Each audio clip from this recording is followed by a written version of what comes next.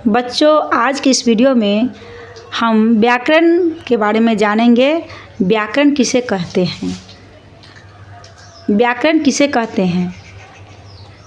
तो हम आज व्याकरण के बारे में डिटेल से समझाएंगे कि व्याकरण किसे कहते हैं। व्याकरण वह शास्त्र है जिसके द्वारा भाषा को शुद्ध बोलने, लिखने और पढ़ने के नियमों का बोध होता है, उसे व्याकरण कहते हैं।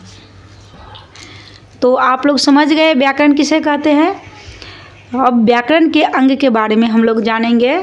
व्याकरण के मुख्य रूप से 4 अंग होते हैं।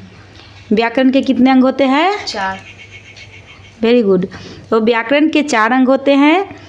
पहला है वर्ण विचार, दूसरा शब्द विचार, तीसरा वाक्य विचार और पद विचार। ये सभी के बारे में चारों अंग के परिभाषा हम लोग एक एक करके जानेंगे। ठीक है। वर्ण विचार किसे कहते हैं? वर्ण विचार की परिभाषा हम लोग जानेंगे। वर्ण विचार भाषा की सबसे छोटी ध्वनि को वर्ण या अक्षर कहते हैं। जैसे क एक वर्ण है, तो वर्ण विचार उसी को कहते हैं। अब शब्द विचार किसे कहते हैं? वर्णों के सार्थक मेल को शब्द कहते हैं। जैसे वर्णों के सार्थक मेल, जब 2 वर्ण जब मिल जाते हैं और सार्थक एक शब्द बन जाते हैं तो उसे शब्द विचार कहते हैं। अब तीसरा है वाक्य विचार। वाक्य विचार किसे कहते हैं?